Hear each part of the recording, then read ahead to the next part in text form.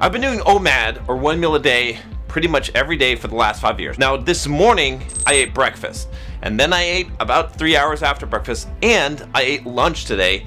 And in this video I'm going to tell you why. I'm going to tell you why I stopped doing OMAD and why I'm probably not going to be doing OMAD even though I've been a big supporter of it. I'm John from Bulldog Mindset.com. On this channel, I teach you how to be a man. I teach you how to transform your life. I've been doing OMAD for about 5 years, and I even did some of these 1 meal every 2 days. I'm a big proponent of OMAD. I've been doing it for literally 5 years, and I've had great results. But if you've been following me for a while, you know that I've struggled. I've been trying to get down to about 7% body fat, and I just haven't been able to do it. I can get down to 10, I can get down to 9, even 8%, but pretty much for the last 4 years or so, ever since I've been doing OMAD, I've been pretty much staying in that range, and you can see it from the videos that I've been putting out. Right now, I'm pretty lean, okay? So I'm at, maybe 10, 9%, somewhere around there. Not my leanest ever, but my fullest for this size. In fact, I'll just take off the shirt so you can see here. Pretty lean here, like I said, okay? I'm holding a lot of muscle for this lean. I don't think I've ever had this degree of leanness with this amount of muscle ever, pretty much, okay? So why? What's changing? What's happening here? How is this different? Lately, I've been trying a lot of things. When I was doing 1 meal every other day, it was really tough to run. And then when I was doing OMAD, it's been tough, right, at times. I've also been trying to eat a lot cleaner. I've been starting to get stuck though. So I started eating more calories lately, and I started to lose fat. Why? That's what I was thinking. I want to answer this question. So why is it now that I'm eating more calories, I'm losing more fat? I remember hearing about this study about maximum fat loss rates, and I kind of ignored it. I was like, yeah, I don't know. I don't know if this is true. It doesn't apply to me. And even still, I was thinking at the daily level. But as I've been thinking about these things lately, I came across it again, and I was like, let me take a look at this. Let me think about this for a second. It just dawned on me. So there's a study, and I'll put a link below. Okay, it's a 2005 study. A limit on the energy transfer rate from the human fat store in hypophagia. It says a limit on the maximum energy transfer rate from the human fat store in hypophagia is deduced from experimental data of underfed subjects maintaining moderate activity levels, and is found to have a value of 290 plus or minus 25 kilojoules per kilogram per day. A dietary restriction which exceeds the limited capability of the fat store to compensate for the energy deficiency results in an immediate decrease in the fat-free mass FFM. In cases of a less severe dietary deficiency, the FFM will not be depleted. What does this mean? You can burn 31 calories per pound of body fat per day.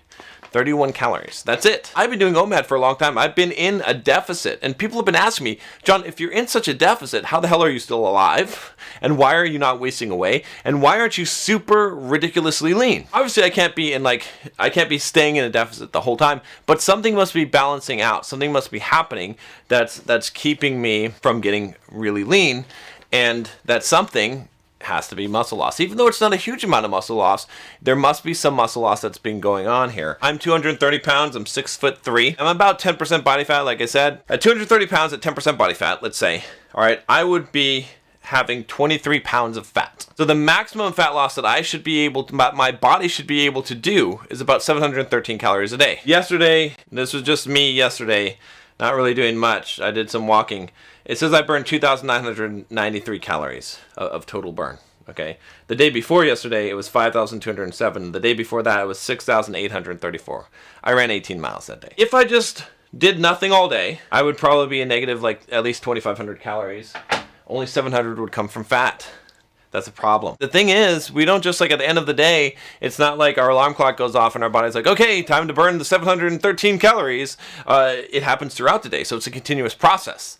That's the problem with the fasting that I'm starting to wonder about. I'm not 100% sure on any of these things, so fact check me here and see what you come up with. But this is something to consider here. So the time that I'm fasting, while I'm waiting for my 1 meal, I'm in a deficit of 2,200 calories. Now the problem is, in that same amount of time, the max that I can lose per day, right, per day of fat is 700 calories. Therefore, 2200 minus 700 is 1500 calories of muscle loss, fat-free mass loss. So if I fast for 22 hours, I should lose 1500 calories worth of muscle, but only 700 calories worth of fat. Now you can imagine how difficult it would be to decrease your body fat percentage if you're losing twice as much muscle as you're losing fat. Imagine that your fat cells are little ponds, and you've got however many ponds that you have, all right, that's how many pounds of fat you have. Let's say there's a standard size pipe. Okay, it's got a bandwidth. The pipe is only this thick. It's this bandwidth. Okay, it can only flow so much fat, 31 calories per day out of each pond. So the more ponds you have, the more 31 calories that you can get, okay, per pond or per pound. Unfortunately, there's no max for how much you can put into the ponds. If you eat 5,000 calories, you will fill up all those ponds and you'll make new ponds. But then imagine that you eat one meal, and it's a large meal, it's like 2,000, 3,000 calories, okay? You're still in a deficit for the day, but you pour all of this water into those ponds. That fat raises because you can store all that. So I can only pull 700 calories out of the ponds, but I can stuff 1,500, 2,000 calories into the ponds. And so I actually, even though I'm in the deficit, even though I'm actually in a calorie deficit, I'm actually gaining fat. It's possible. Probably what's happening is I'm breaking even for the most part, because you don't see me getting fatter in general. Although sometimes it's really weird. I'm like, wow, I'm in a deficit. How am my body fat's not dropping on the scale? And I'm like, how the hell am I running 50 miles and this is happening? And it's because I must be burning muscle. That's the only explanation that makes much sense. Here's the problem. The problem is the max fat loss per hour. Every hour, the max that can come from fat is 30 calories. The rest has to come from muscle. So that's a problem. So the question is, why don't I waste away then? All right, remember I was going to answer this question. So my guess is muscle synthesis. Even though I am burning up muscle, I think that because I'm lifting weights, I'm also rebuilding muscle. So I'm just playing this game where I'm kind of staying even on the muscle, maybe losing a little bit of muscle depending on how aggressively that I'm doing OMAD and how aggressive my deficit is, how aggressively I'm fasting. But I'm pretty much staying even, so I'm not making any gains, okay? But I'm not really losing fat. I'm basically losing some muscle over time. I'm not losing a drastic amount of muscle. Does that make sense? First of all, don't get me wrong. Okay, I am a big supporter of OMAD still, all right? And the OMAD diet still works. It just might not work if you are really lean and you're trying to get leaner. If you're fat, if you're overweight, OMAD is going to work. It's going to kill for you. You're going to do awesome. You're going to lose so much fat.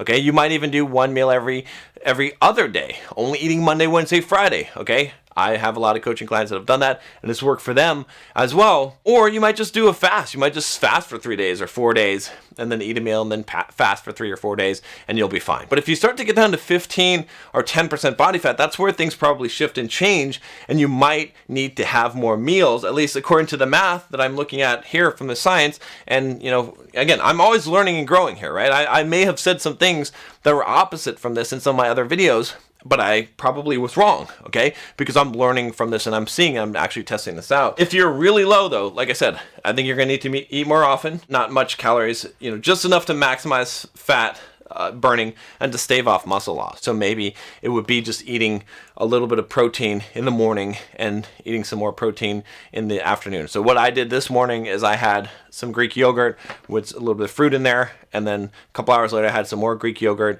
and then before around lunchtime I had some pasta because I'm going to go run, and I did that too because I'm going to go and run a good 11 miles here. Have you ever wondered why it's so difficult to get super lean? I mean, mathematically, it shouldn't be harder to drop from 20% to 15% body fat, right? It shouldn't be harder to go from 10 to 5% body fat, as it should be the same as going from 20 to 15. In fact, it's less calories to go from 10 to 5. Why? If what I'm saying here makes sense and is right, then what's happening is basically that you have to be within a smaller parameters of windows. You have to make your deficit be small enough, all right? And you have to be eating throughout the day in order to do that. Otherwise, you're going to lose the muscle, and as an effect, you're not going to lose the fat relative to the muscle. So your body fat percentage won't stay the same. It means that tracking calories actually does matter when you get down this low, something I've been fighting, and I've tried for the last 4 years to not do this,